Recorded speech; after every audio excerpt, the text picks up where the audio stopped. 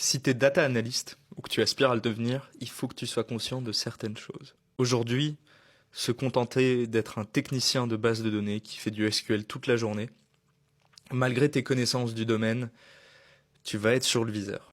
Les LLM sont très bons à ça. Et cette position, qui il y a peu de temps se répandait beaucoup dans plein de startups, est vouée à disparaître et se faire remplacer par des profils analytiques beaucoup plus complets.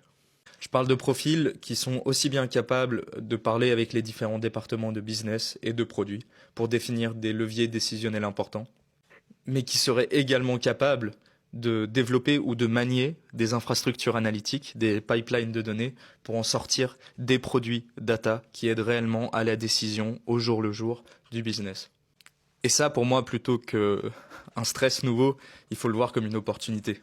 Parce que faire du SQL toute la journée et faire des rapports, c'est sympa au début, mais ça vient très vite lassant. Je sais qu'il y a une sorte de pragmatisme réconfortant à se dire que en apprenant SQL ou Python, en devenant bon à ça, ça va nous donner de la crédibilité et ça va suffire pour nous sécuriser une position. Mais aujourd'hui, plutôt que de juste apprendre à coder, il est important de développer sa capacité à définir et construire de manière autonome ses propres produits analytiques et les infrastructures qui les supportent. Pour ce qui est de réussir à parler aux gens dans la boîte et de comprendre ce dont ils ont besoin souvent sans qu'ils le sachent eux-mêmes, là-dessus, il n'y a pas de secret. Faut le faire, il faut avoir confiance en soi. Et je pense qu'il y a des bouquins qui peuvent aider à ce niveau-là. J'en parlerai dans d'autres vidéos. Mais pour ce qui est de développer sa capacité à gérer des infrastructures de données, la bonne nouvelle, c'est qu'aujourd'hui, tu peux faire ça tout seul, depuis chez toi, en utilisant les LLM pour te guider.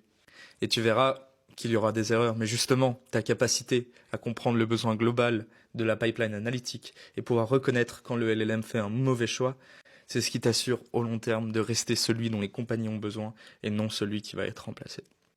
Je vais faire plein de vidéos à ce sujet, merci d'avoir écouté jusque-là, on se voit bientôt.